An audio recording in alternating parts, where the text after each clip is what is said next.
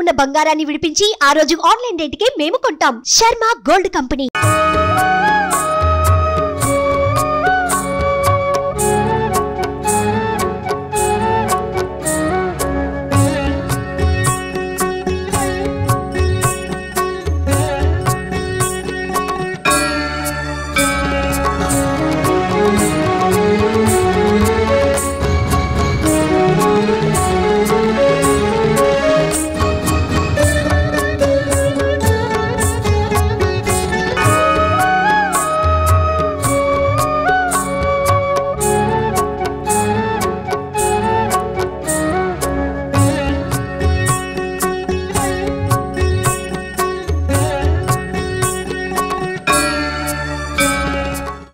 Hi hello welcome to Suman TV. నేను మీ Roshan. So మీ అందరికీ తెలిసిందే వారాహి నవరాత్రులు అనేది ప్రతి ఒక్కళ్ళు కూడా చాలా నిష్ఠగా చేస్తున్నారు అన్ని ప్రదేశాలలో. ముఖ్యంగా పవన్ కళ్యాణ్ గారు కూడా అసలు నవరాత్రులకు ముందే ఆయన కూడా మాల ధరించి వారాహి అమ్మవారిని పూజించడం మనందరం చూస్తున్నాం. నిజంగా ఈ వారాహి నవరాత్రులు అనేది చేస్తే ఎంత గొప్ప మహిమలు కల తల్లి అందరినీ ఆశీర్వదిస్తుందో చాలా తక్కువ మందికి మాత్రమే తెలుసు. ఎందుకంటే వారాహి దేవతని మనం చాలా ప్రదేశాల్లో చూసుంటాం, కానీ ఇక్కడ మటుకు ఒక శాలిగ్రామ వారాహి దేవి కొలువై ఉందన్నమాట. మిలియన్ ఇయర్స్ నుంచి కూడా ఆ విగ్రహం అలానే ఉంది. ఆ విగ్రహం యొక్క మహిమ అంతా ఇంత కాదని చెప్పి చాలా మంది చెప్పారు. సో శ్రీనగర్ కాలనీలో ఉన్న రుద్రాక్ష వైభవం అనమాట ఇది. సో నిజంగా ఈ వారాహి పూజ చేయడానికి గురువు గారు నన్ను ఇక్కడ ఇన్వైట్ చేసినందుకు ఫస్ట్ ఆఫ్ ఆల్ ప్రత్యేక ధన్యవాదాలు గురుద్రాక్ష వైభవం గురూజీ గారికి. అండ్ ముఖ్యంగా వారాహి అమ్మవారిని చూడాలని ఎంతో మంది అనుకుంటారు. చాలా ప్రదేశాలలో మనం చూసే వారాహి విగ్రహం వేరు, ఇక్కడికి వచ్చిన వారాహి అమ్మవారు వేరు. దాని ప్రత్యేకతలు నాకన్నా కూడా ఆయన చెప్తేనే బాగుంటుంది. సో మన మహర్షి గురువు గారు. సో గురుగారు నమస్తే. So thank you so much. ధన్యవాదాలు ఇక్కడికి మమ్మల్ని పిలిచినందుకు ప్రత్యేకంగా పూజ కోసం.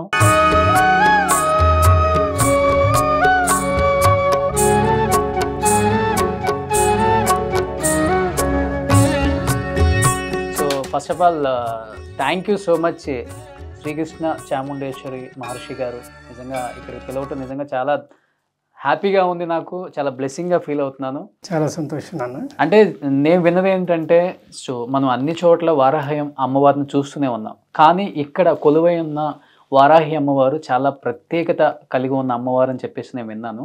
కొన్ని మిలియన్స్ నుంచి కూడా ఉందని విన్నాను. ఏంటి గురువు గారు ఫస్ట్ ఆఫ్ ఆల్ ఇది? అంటే ఇది ప్రత్యేకమైనటువంటి ఒక సాలగ్రామం అనమాట. సాలగ్రామంలో కూడా చాలా నందీశ్వర సహిత యోగేశ్వర సహిత వారాహి అమ్మవారు, వారాహి ముద్రలతో కూడుకుని ఉంటుంది లోపల. ఓకే. అమ్మవారు చాలా విశేషంగా ఉంటుంది. యోగేశ్వర అంటే లోపల బంగారు లింగం ఉంటుంది అనమాట. చాలా విశేషంగా చూడొచ్చు మనం. ఇది మనం కార్బన్ డేటింగ్ టెస్ట్ చేసినా కూడా కొన్ని మిలియన్ ఇయర్స్ వయస్సు దానికి చెప్తుందన్నమాట ఈ విగ్రహానికి. ఇది చాలా పెద్ద శాలిగ్రామం అనమాట. ఇది అమ్మవారు నాకు స్వప్నంలో కనిపించి నన్ను వారాహిగా ప్రతిష్ఠ చేయమని చెప్పడంతో లాస్ట్ ఇయర్ మనం అమ్మవారి ప్రతిష్ఠ అంటే విడిగా పూజలు ఎన్నో సంవత్సరాలు జరుగుతున్నా ప్రత్యేకంగా మనం లాస్ట్ ఇయర్ నుంచే మనం ఈ అనుష్ఠాన పూజలు అనేది ప్రారంభించేయడం జరిగింది ఇక్కడ. ఇంత ప్రత్యేకత కలిగిన విగ్రహం దగ్గర నన్ను పూజకు పిలిచినందుకు నిజంగా థ్యాంక్ యూ సో మచ్. ప్రపంచంలో ఇటువంటి శాలగ్రామ వారాహి అయితే ఇంకా ఎక్కడ లేదు, ప్రపంచంలో లేదు. ఇది చాలా అరుదైనది, చాలా అన్నో లక్షణాలు కలిగి ఉంది. ఇక్కడ వైబ్రేషన్ కూడా మీకు అర్థమవుతుంది, లోపలికి వచ్చినప్పుడే పాజిటివ్ వైబ్స్ ఉంటాయి అన్నమాట. చాలా విశేషతను సంతరించుకున్న అమ్మవారు. ఓకే, ఒకసారి కుంకుమార్చన చేయండి. ఓం హ్రైం గ్రైం చాముండాయ విచ్చే ఓం మాతే జగన్మాతే పాహి మాం ద్రాహి మాం రక్ష మాం ఓం ఐం హ్రైం ద్రైం ఐం గ్లౌం ఓం నమో భగవతే వార్తాళి వరాహముఖి అంధే నమః రుంధే నమః జంభే నమః మౌహే నమః స్తంభే నమః. సర్వదుష్టప్రదుష్టానాం సర్వేషాం సర్వవాక్స్థితర్చుర్మపగతి జిహ్వా స్తంభనం కురు శీఘ్రం వశ్యం కురు ఐం గ్లౌం టహ టహ టహ టహ హుం అస్త్రాయ ఫట్ స్వాహ.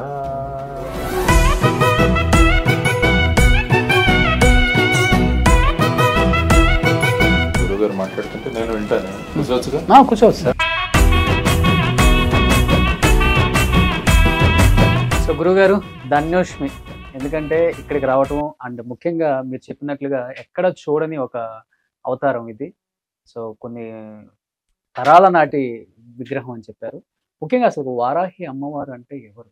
లక్ష్మీదేవి వంశమా లేకపోతే పార్వతీదేవి వంశమా? అమ్మవారు ఎవరనే చెప్పాలంటే ముందు విష్ణుమూర్తి నీటిలో ఉన్నటువంటి అవతారంగా మనం చూసినట్లయితే వరాహస్వామిగా వెళ్ళి భూమిని రక్షించడం, వేదాలు రక్షించడం అనేది జరిగినప్పుడు ఆ వరాహ అవతారాన్ని చూసి అమ్మవారు మైమర్చిపోతుంది లక్ష్మీదేవి. ఆయనకి స్వాలంబన తేవటం కోసం ఆమె వరాహిగా మారి ఆయన దగ్గరికి చేరుతుందన్నమాట. ఈ యొక్క అద్భుతమైనటువంటి సన్నివేశమే వారాహిగా పిలువబడింది. ఆమె భూదేవి. భూదేవే ఆయనకి అర్పించుకునే విధానం వారాహిగా మారటం అన్నమాట. ఈ వారాహి అత్యంత సుందరమైనటువంటి రూపం విష్ణుమూర్తిని స్వాలంబన చేస్తుందన్నమాట. అది భూ వారాహిగా ప్రసిద్ధి చెందింది.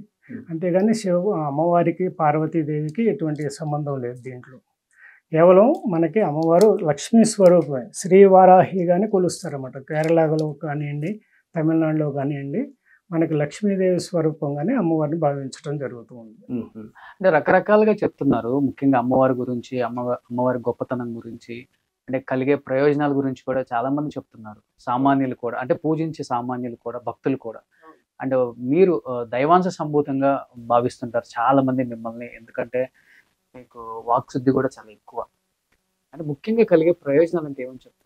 ఇప్పుడు వారాహి అమ్మవారు మనకి ఆజ్ఞా చక్రం మీద యాక్టివేట్ చేస్తూ ఉంటుంది అనమాట. అదేవిధంగా మనలో ఉన్నటువంటి షట్చక్రాలను కూడా యాక్టివేట్ చేస్తూ ఉంటుంది. దాంట్లో ముఖ్యంగా ఆజ్ఞా చక్రంలో కొలువై ఉంటుంది అమ్మవారు. తర్వాత పంచమి అమ్మవారు, అంటే మనలో ఉన్న పంచభూతాలను యాక్టివేట్ చేసే శక్తి కూడా ఆమె దగ్గరే ఉంటుంది. అలాగే శని ఎఫెక్ట్ను కూడా క్లియర్ చేసే శక్తి ఆమె దగ్గర ఉంటుంది. అలాగే రాహు యొక్క ప్రభావాన్ని కూడా తొలగించగల శక్తి అమ్మవారి దగ్గర ఉంటుంది. అలాగే భూ సంబంధమైనటువంటి వ్యవహారాలు కానివ్వండి, లేకపోతే మనలో ఉన్నటువంటి అంతర్గత రోగాలను తొలగించడంలో కానివ్వండి, అలాగే శత్రువులు మనల్ని శత్రువులు పీడిస్తూ ఉంటారు, మానసికంగా అవ్వచ్చు, శారీరకంగా అవ్వచ్చు, లేకపోతే ఆర్థికంగా కూడా అవ్వచ్చు. ఎవరైనా సరే ఆ శత్రు నిర్మూలన అనేది వారాహి పూజ చేస్తే తథ్యం.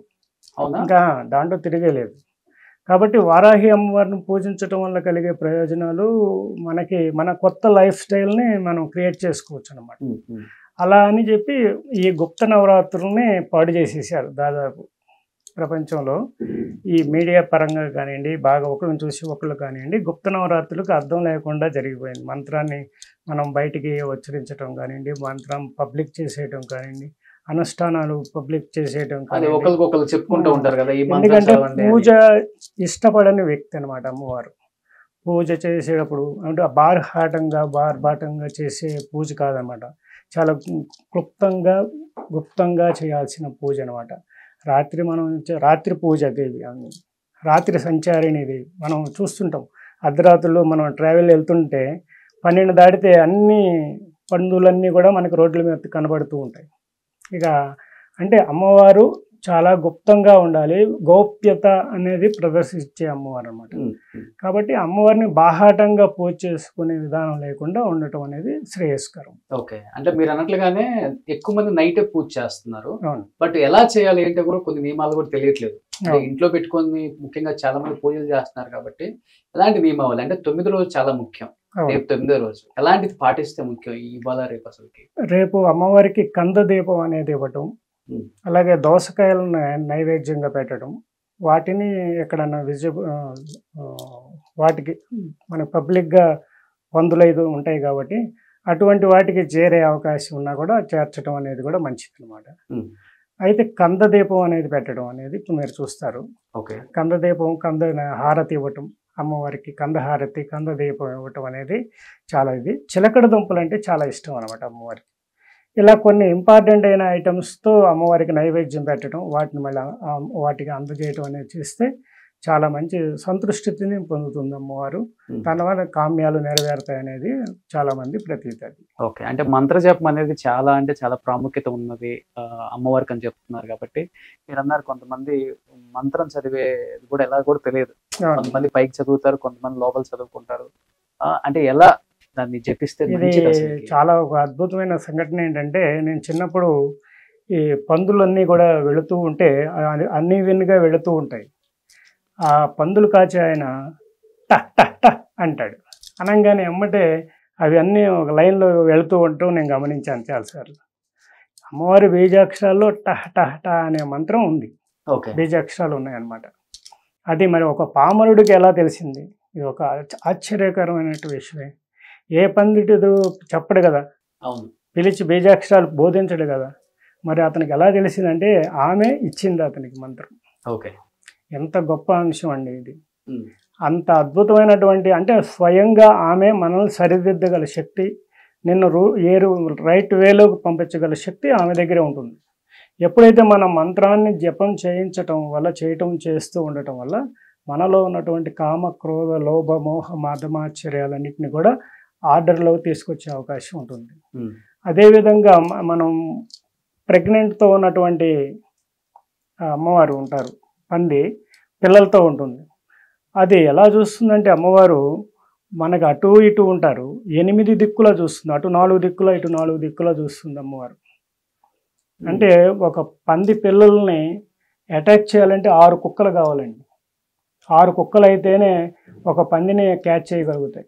అంటే అంత ఫైట్ ఈ కుక్కలకి ఆ పందికి జరుగుతూ ఉంటుంది మధ్యలో. అయినా కూడా వాటిని ఎంతో చాకచక్యంగా వాటిని ఓడిస్తుంది. ఈ 6 కుక్కలు ఏంటంటే ఈ అరిషడ్ వర్గాలు అనమాట, మన యొక్క అరిషడ్ వర్గాలు. అదేవిధంగా పంది పిల్లల్ని ఎంత సంరక్షిస్తుందో మనల్ని కూడా అంతే విధంగా మనం ఉపాసన చేసిన వారిని సంరక్షిస్తుంది. ఇది లైవ్ అనమాట. ఎవరైనా కూడా పందుల్ని ఒకసారి మనం గమనిస్తే చెప్పినయే మనకు అర్థమవుతుంది. కాబట్టి అమ్మవారు సంరక్షణీయ స్వరూపిణి, మనల్ని జాగ్రత్తగా కాపాడుతుంది.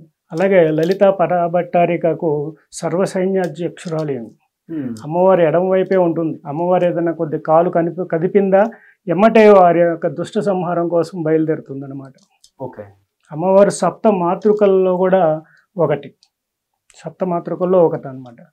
ఈ రక్త బీజుడిని సంహరించడం కోసం అమ్మవారు వీళ్ళందరినీ మళ్ళీ తీసుకున్న తరుణంలో ఈమె కత్తి, డాలు, ఒక మేకను పట్టుకొని గేదె మీద స్వారీ చేస్తూ రక్త బీజుడిని చంపి ఆ రక్తాన్ని తాగుతుందన్నమాట.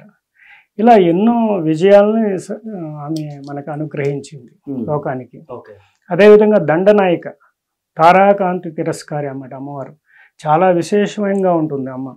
విశుక్ర ప్రాణహరణ వారాహి వీర్యనందిత అని మనకు లలిత సహస్రనామంలో కూడా చెప్పబడింది. అమ్మవారి యొక్క వైభవం అంతా ఇంత అని మనం చెప్తా ఉంటే ఇంకా చాలా ఉంటుంది అనమాట.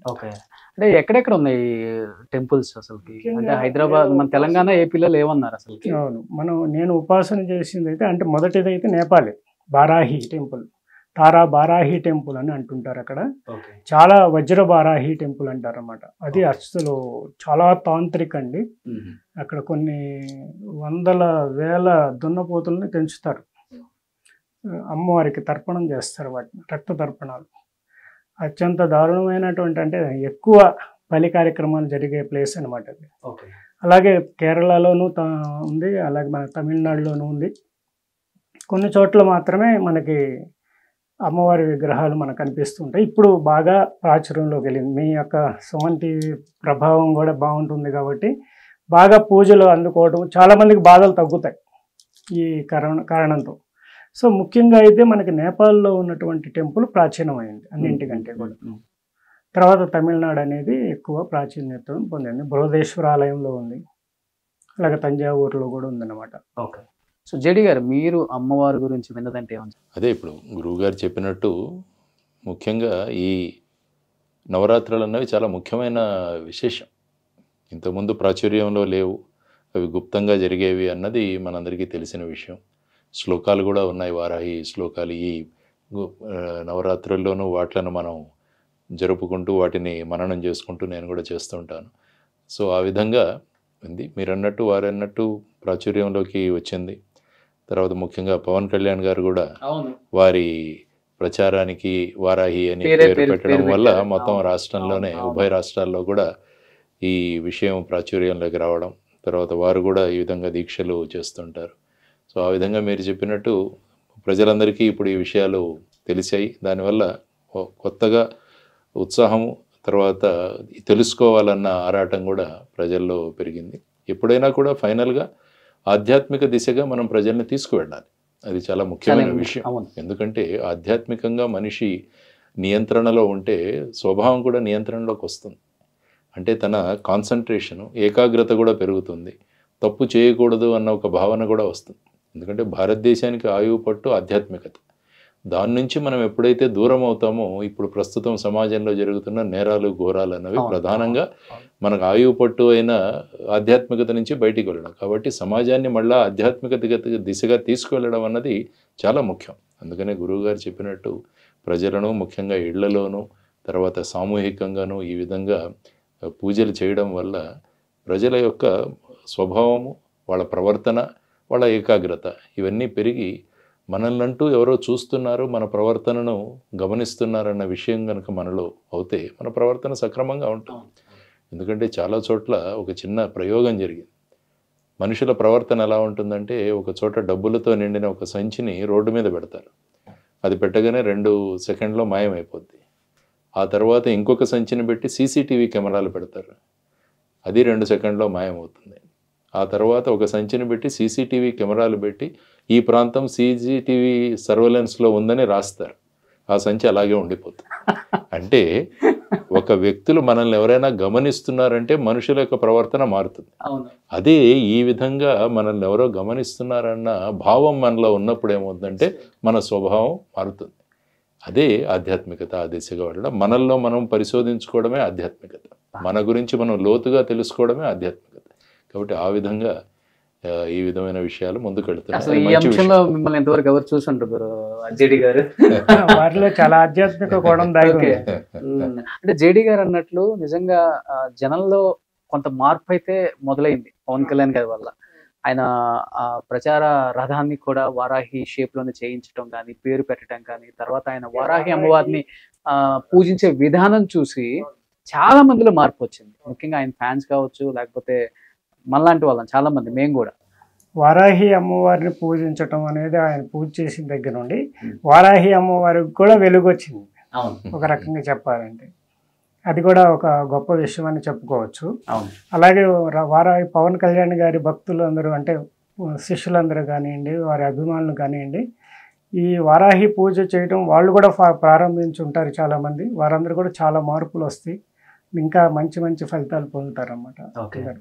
ముఖ్యంగా అమ్మవారి పూజలో ఏం చేయకూడదు అంటే ఎటువంటి నిషేధం ఉంటాయి? దీంట్లో ఏంటంటే శాక్తేయ విధానాలు ఉన్నాయి, అంటే తాంత్రిక విధానాలు ఉన్నాయి. ఇది అమ్మవారు మనలో నెగిటివ్ ఎనర్జీని తీసేస్తుంది అన్నమాట. ఎంత వరకు నెగిటివ్ ఎనర్జీని తీసేస్తుందంటే అల్టిమేట్ ఇంకా మనలో ఉన్నటువంటి నెగిటివ్ మొత్తం తీసేస్తుంది. అయితే మన బాడీలో నెగిటివ్ పాజిటివ్ రెండు ఉంటేనే కదా సమతుల్యత జరిగితేనే. కాబట్టి ఎక్స్ట్రా ఉన్నటువంటి డిజార్డర్స్ ఏవైతే ఉన్నాయో నెగిటివ్ ఎనర్జీని దాన్ని పూర్తిగా తొలగిస్తుంది అన్నమాట. ఈ క్రమంలో ఏంటంటే శాక్తేయ విధానం, తాంత్రిక విధానాల్లో ఈ మందు, ఈ మాంసాలతో నైవేద్యాలు పెట్టి చేస్తుంటారు. అది చేయటం వల్ల ఏమవుతుందంటే అది ఇంకొక రూపంలోకి మారుతుంది అనమాట. ఆ యొక్క నెగిటివ్ ఇంపాక్ట్ ఎఫెక్ట్ పడుతుంది వాళ్ళకి కూడా పడుతుంది. తర్వాత ఆమె వజ్రవారాహిగా ఉన్నప్పుడు, స్వప్నవారాహిగా ఉన్నప్పుడు, ఉపాసన చేసేటప్పుడు చాలా మోస్ట్ డేంజరస్ అనమాట. అంటే ఎక్కడ సంతృప్తి లేకపోయినా ఎమ్మటి వాళ్ళ మీదే దుష్ట ప్రభావం పడుతుంది వాళ్ళ మీద. అంటే అది తట్టుకోలేరు ఆ ఎనర్జీని. సో అందువల్ల ఎంతవరకు కూడా వారాహి ఉపాసన చేస్తారంటే వద్దనే చెప్తాం. మీరు ఎంతవరకు చేయాలో ఎవరికైనా కూడా. ఉపాసకులు అయితే చేయొచ్చు, కానీ మామూలుగా గృహస్థులు ఎవరు కూడా పెద్ద పెద్ద వజ్రవారాహి, స్వప్న వారాహిని చేసి కష్టాలు తెచ్చుకోకూడదు అన్నమాట. ఎందుకంటే ఆమె సంతృప్తి పరచడం అనేది అంత తేలికైన అంశం కాదు. కాబట్టి అవన్నీ కూడా గుప్తంగా ఉంచడమే మంచిదని నా అభిప్రాయం.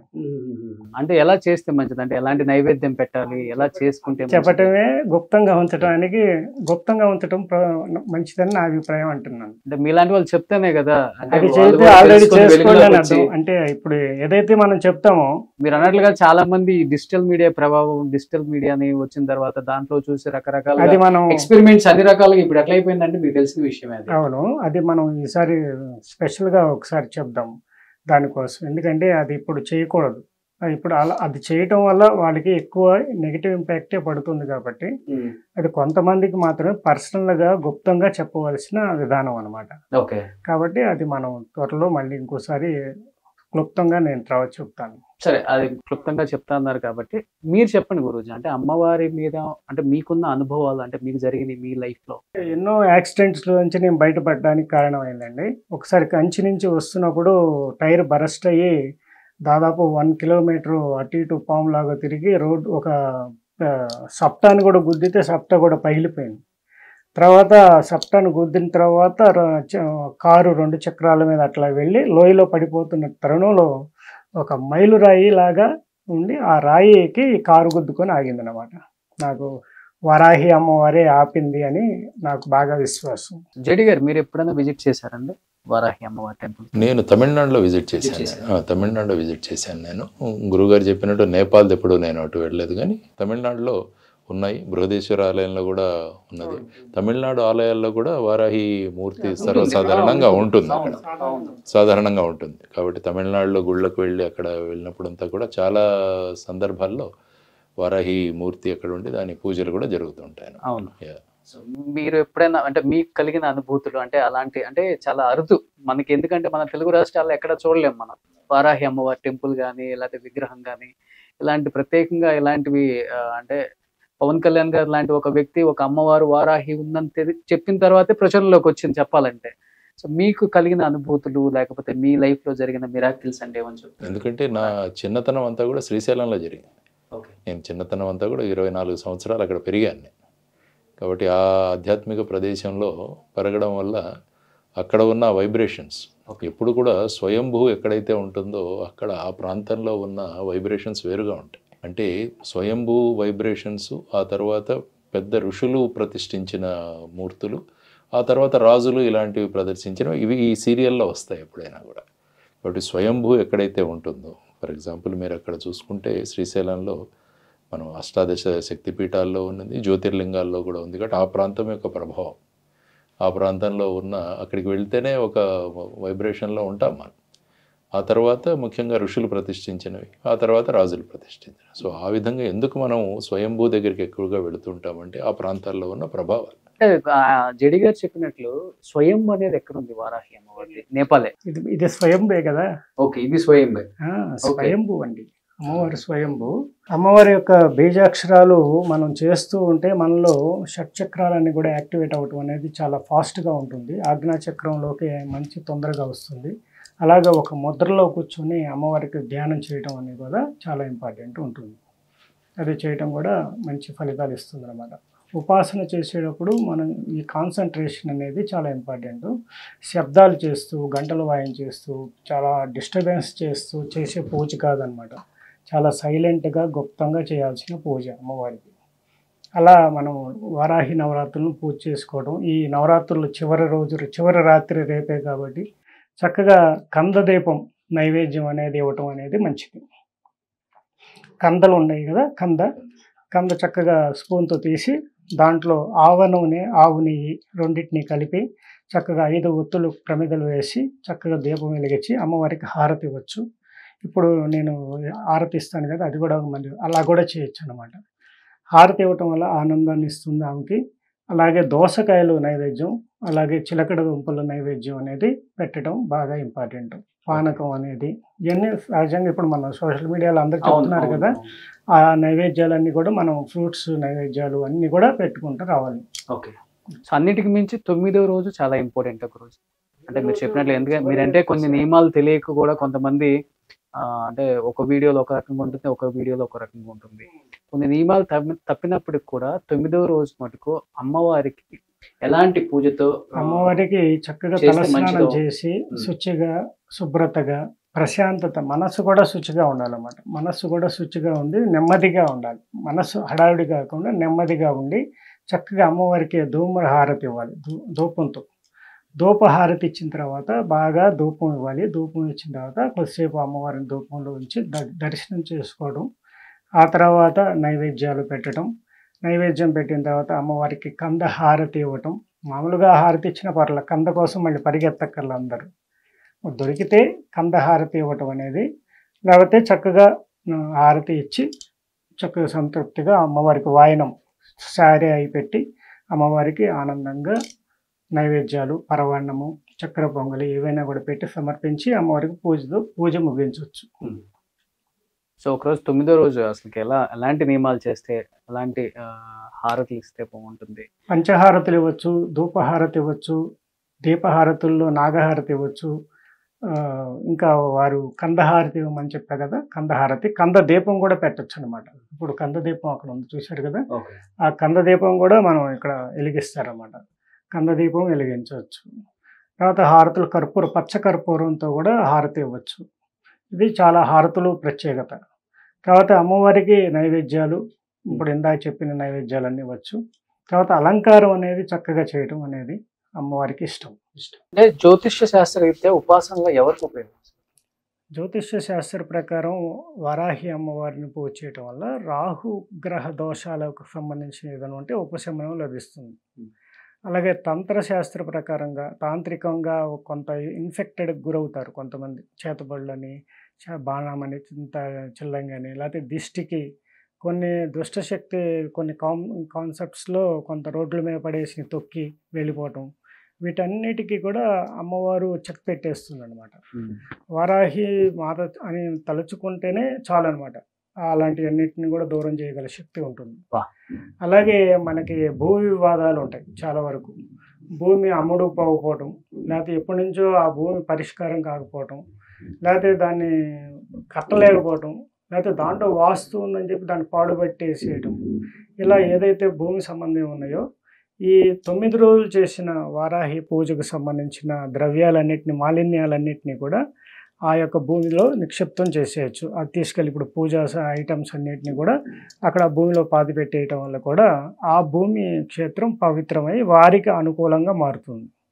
అది వారికి అమ్మి పెట్టారంటే అమ్మి పెడుతుంది, లేకపోతే దాన్ని డెవలప్ చేయాలంటే డెవలప్ చేస్తుంది, అక్కడ గృహయోగం కావాలంటే గృహయోగం వస్తుంది. అలా ఆ భూమికి సంబంధించిన దోషాలు ఏవైనా కూడా సరిచేయబడతాయి అన్నమాట. నిజంగా చాలా చాలా విశేషాలు తెలియనివి నిజంగా చాలా క్లుప్తంగా చెప్పారు. చాలా సంతోషం. నేను ఎక్కువ మాట్లాడను, ఎందుకంటే అనుష్ఠానంలో ఉంటాను కాబట్టి. అందుకే మీరు ఎన్నోసార్లు వీడియోలు రండి అంటున్నా నాకు ఆ సమయం సరిపోదు. నువ్వు గమనిస్తున్నావు కదా, మాకు సమయం సరిపోదు కాబట్టి మీ దగ్గరికి రాలేకపోవటం, వీడియోలు చేయలేకపోవటం అనేది జరుగుతూ ఉంటుంది. అయితే ఇంకా అమ్మవారి చాముండేశ్వరి మాతను కూడా మనం తెలుసుకోవాల్సిన అంశం ఉందన్నమాట. ఇక్కడ అమ్మవారు వజ్రకవచ సాలగ్రామంలో ఉన్నారండి. వజ్రకవచ సాలగ్రామంలో అమ్మవారి యొక్క హృదయంలో ఉంటారు. అమ్మవారు స్వప్నంలో కనిపించి నా చేత విగ్రహాన్ని తయారు చేయించింది అనమాట. అది ప్రతి సంవత్సరం మనం విశ్వశాంతికై 1108 నదీ తీర్థాలతో అభిషేకాలు అనేది ఈ సాలగ్రామాలన్నిటితోనూ అభిషేకాలు అనేది చేయటం అనేది జరుగుతూ ఉందన్నమాట. నిజంగా చాలా ధన్యవాదాలు గురూజీ. చాలా అంటే చాలా సంతోషంగా ఉంది. ఒక పాజిటివ్ వైబ్స్ ఉన్నాయి లోపలికి రాగానే. అండ్ జేడి గారు, నిజంగా మీరు కూడా ఇక్కడ జాయిన్ అయినందుకు చాలా చాలా మన అదృష్టం. గారు ఎప్పటి నుంచో చెప్తున్నారు, ఈ రోజు మన అదృష్టం. ఇది మమ్మల్ని కలవడం కూడా ఒక అదృష్టం.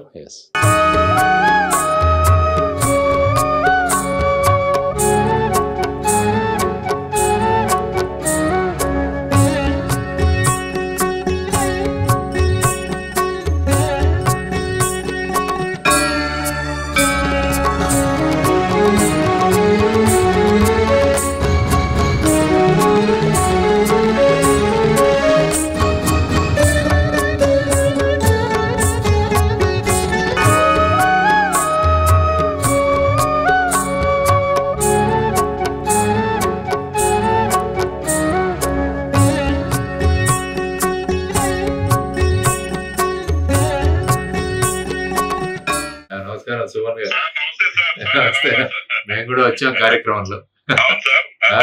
రోషన్ తీసాడు, నేను కూడా వచ్చాను అదే టైంకి. నన్ను కూడా ఇంటర్వ్యూలో ఇంక్లూడ్ చేశాను. తమరు కూడా ఒకసారి ఇచ్చేసి అమ్మవారిని దర్శనం పొందాల్సిందిగా కోరుకుంటున్నాం. సుమన్ టీవీలో మీ పర్సనల్ అండ్ బిజినెస్ ప్రమోషన్స్ కోసం కింది నెంబర్కి కాంటాక్ట్ చేయండి.